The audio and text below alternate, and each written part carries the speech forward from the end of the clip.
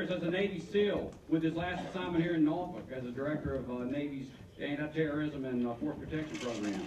He helped establish the ForKids sports program in 2005 and is a former chair of the ForKids board. Please help me welcome Admiral Tom Steffens.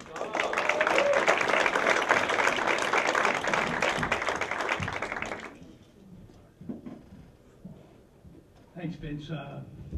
When I came in tonight, Vince said, "Tom, you're so dressed up," because usually I'm not quite, I'm usually in sports shorts and sneakers and running around with, and I said, well, you told me that we all need to be committed to this effort to break the cycle of homelessness, and we certainly need to be committed to our voting and contributions here just tonight. But he said, no, I expect you to be fully vested in this cause, Tom. So, Vince, here I am, fully vested. We SEALs, we do what we're told to. Get it done. It was 1960, and my parents, my wonderful parents, sent me to a wonderful camp up in the Catskills of New York. There we go, near Monticello. Is that where you were? Yeah, lovely. And Camp St. Joseph, there were boys' camp on one side of the lake and girls' camp on the other. This camp had everything, every sport you can imagine, plus boating, water skiing, sailing, and of course, swimming.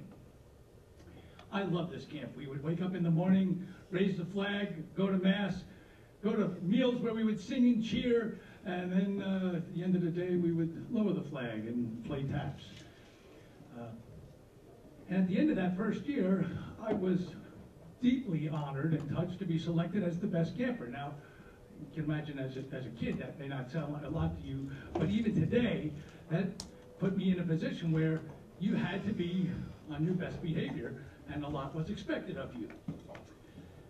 So as the years went on, I wanted to become a counselor there at that camp. Now, the Dominican sisters that ran it, wonderful, wonderful ladies that taught us all sorts of things, but they expected that staff to be the most upright and forthright, particularly the boys' camp, the men.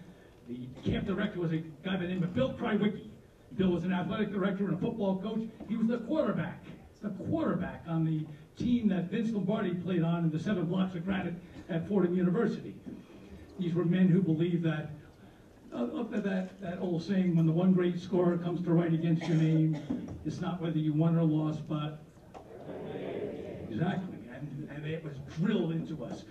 Teamwork, loyalty, certainly, respect for each other. So I applied, and I was selected to become a counselor in training. Now, as a counselor in training, and there were girls counselors in training, the boy counselors were allowed to go out Monday, Wednesday, and Friday, and the girls Sunday, Tuesday, and Thursday. And every Saturday, the good sisters would have a dance for us.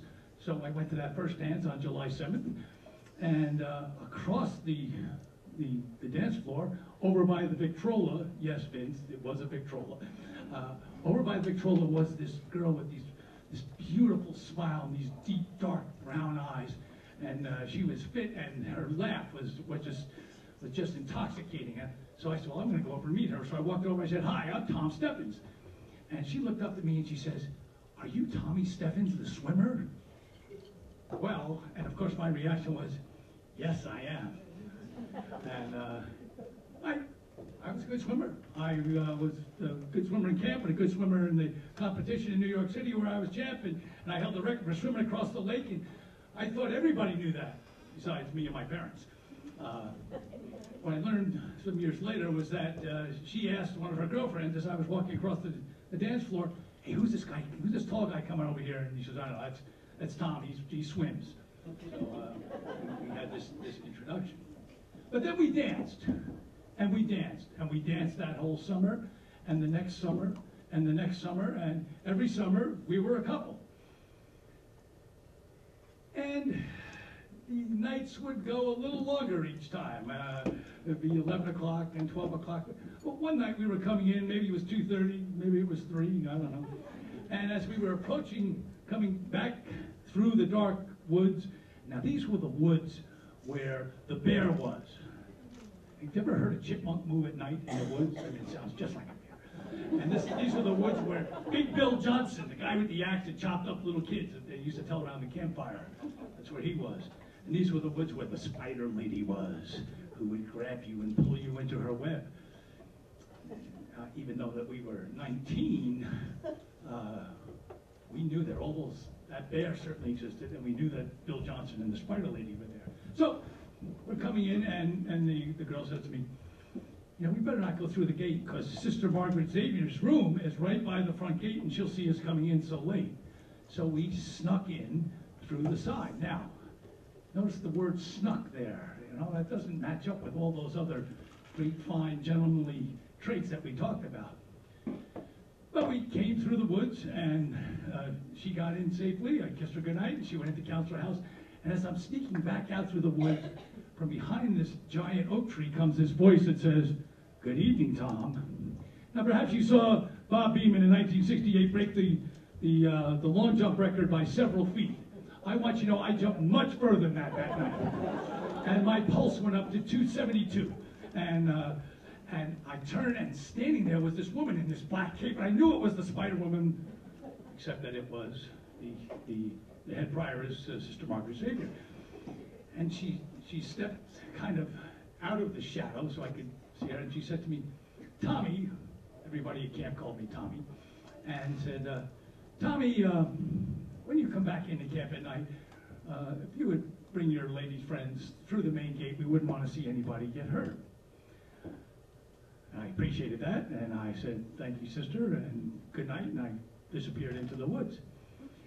So I thought I was going to hear about this from Bill Krywicki the next day, or Bernie O'Shea, who was the head of the camp.